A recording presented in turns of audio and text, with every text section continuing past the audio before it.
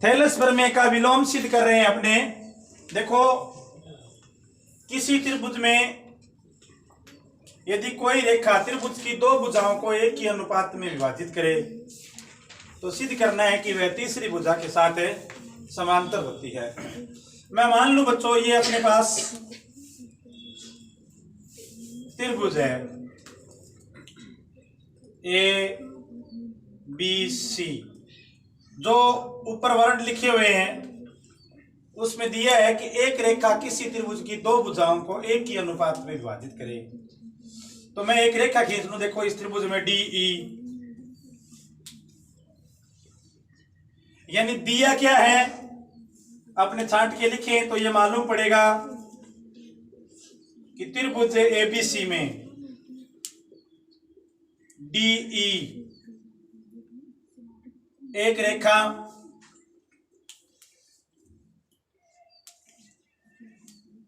इस प्रकार है कि वह त्रिभुज की दो भुजाओं को एक ही अनुपात में विभाजित करती है। देखो बच्चों, ये अनुपात बराबर ये अनुपात, यानी डी ई इस भुजा को ए डी बटा बी डी बराबर ए ई बटा इस सी। इस प्रकार है कि वह त्रिभुज की दो भुजाओं को, जैसे त्रिभुज की दो भुजाएं मैंने ले ली ए डी बटा बी डी बराबर ए ई बटा इस सी, इनको एक ही अनुपात में विभाजित करती है। कहने का मतलब बच्चों, ये अनुपात इन दोनों खंडों का अनुपात इन दोनों खंडों के अनुपात के आपस में बराबर है। इस तरफ का अनुपात जो बनेगा ए डी बटा बी डी, इस तरफ का अनुपात ए ई बटा ई सी, दोनों आपस में बराबर है। ये हमें सिद्ध करना है, नहीं सॉरी दिया है। यदि कोई रेखा ऐसा करती है तो वो तीसरी भुजा के साथ समांतर होती है। तो अब तीसरी भुजा बच्चों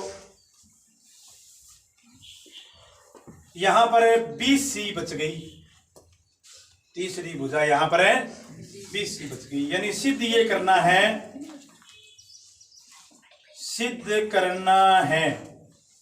सिद्ध आपको ये करना है डी ई समांतर बी सी, तो यानी वो तीसरी भुजा के साथ समांतर है, ये हमें सिद्ध करना है। एक्चुअली बच्चों थैलस प्रमेय का ये विलोम है, थैलस प्रमेय का विलोम है। देखो बच्चों, सिद्ध करने के लिए हमें जरूरी रचना करनी पड़ती है, तो हम रचना कर रहे हैं। देखो, मैं मान लूं बच्चों कि डी ई समांतर बी सी नहीं है, जबकि इसके स्थान पर कोई और रेखाखंड डी एफ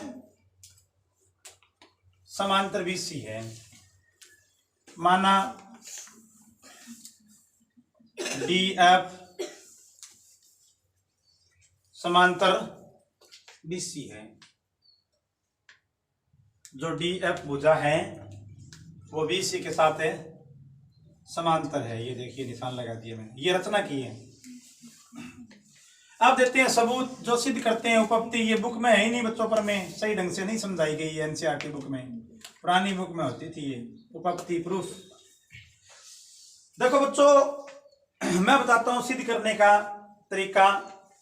एक तो जो दिया है उसका यूज करो, दूसरा जो आपने रचना की है। एक तो जो दिया है उसका यूज करो,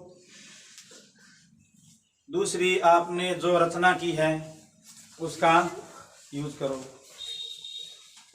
तो उपपत्ति में बच्चों एक नंबर देखो, चूंकि ये आपको दिया है ए डी बटा बी डी बराबर ए ई बटा ई सी, ऐसा लिखने का कारण क्या है? गिवन दिया है। समीकरण नंबर 1।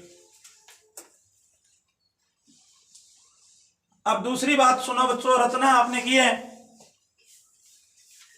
क्योंकि डी एफ समांतर बी सी, थैलस प्रमेय आप जानते हो। ये त्रिभुज दोबारा बना रहा हूं मैं, ए बी सी, ये डी, ये एफ, ये डी एफ समांतर है बी सी, ये रचना है। तब आप लिख सकते हो किसी त्रिभुज में एक भुजा के समांतर खींचा गया रेखाखंड अन्य भुजाओं को एक ही अनुपात या समान अनुपात में विभाजित करता है।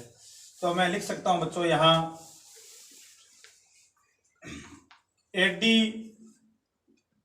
बटा BD बराबर AF बटा FC, और ये कारण है थेलस प्रमेय से।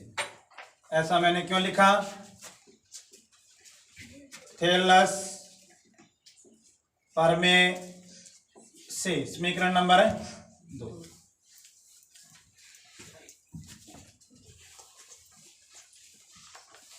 देखो जो दिया है और जो सिद्ध करना है उसको ध्यान से देखो। दिया ये है AD बटा BD बराबर AE बटा EC। देखो बच्चों दिया है उसको ध्यान से देखो, AD बटा BD, और जो सॉरी सिद्ध करना है नहीं, रचना से मैंने लिखा है AD बटा BD बराबर AF बटा FC। ये दोनों भाग दोनों में समान हो गया। समीकरण 1 में भी है, समीकरण 2 में भी है। तो बच्चों इसका रूल ये होता है कि समान भागों को छोड़ दो और जो भाग समान नहीं है उनको बराबर लिख सकते हो आप। जैसे मैं बताता हूं कैसे। देखो कि बच्चों x के बराबर y हो और x के बराबर z हो तो उसका सेंस ये होता है कि ये छोड़ दो आप, y के बराबर है z लिख सकते हो आप।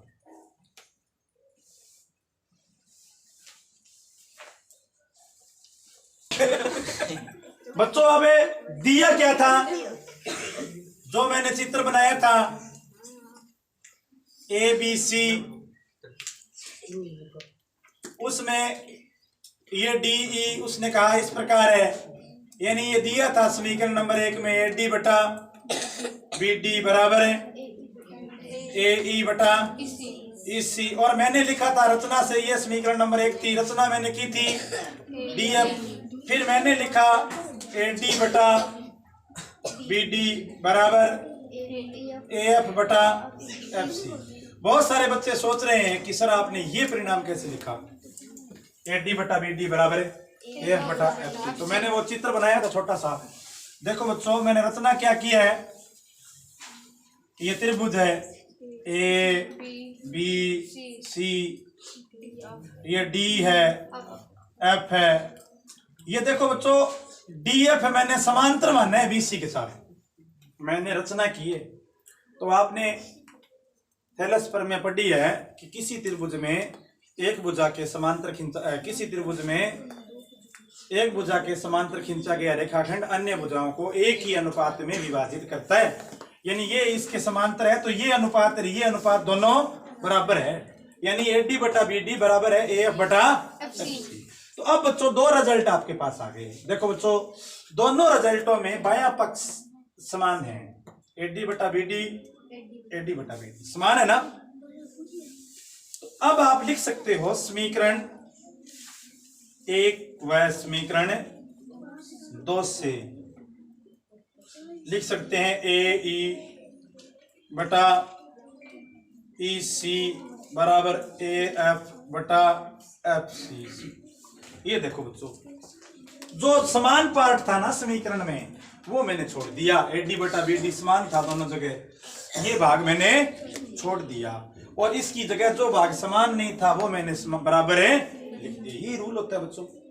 x के बराबर y है, x के बराबर z है, तो इसका मतलब ये है कि y के बराबर है z है। देखो ऐसे x के बराबर है, x के बराबर y है, x के बराबर ही z है, तो इसका मतलब ये भूल जाओ y है वो z के बराबर है।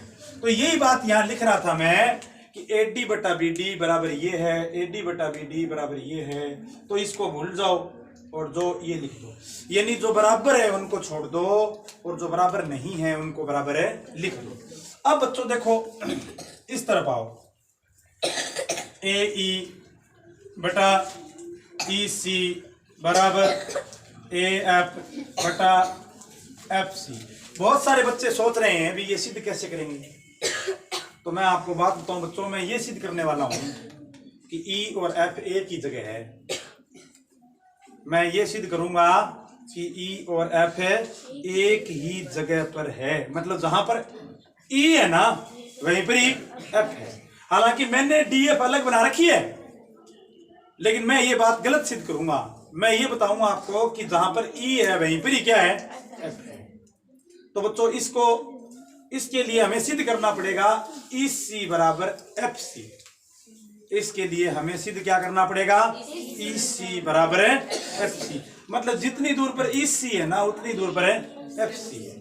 और इसके लिए बच्चों यहां से अंश को डिलीट करना होगा, अंश को यहां से हटाना होगा। और अंश को हटाने का तरीका होता है योगानुपात। क्या होता है, तो योगानुपात लेने पर, योगानुपात लेने पर, योगानुपात का मतलब दोनों पक्षों में एक जोड़ देंगे।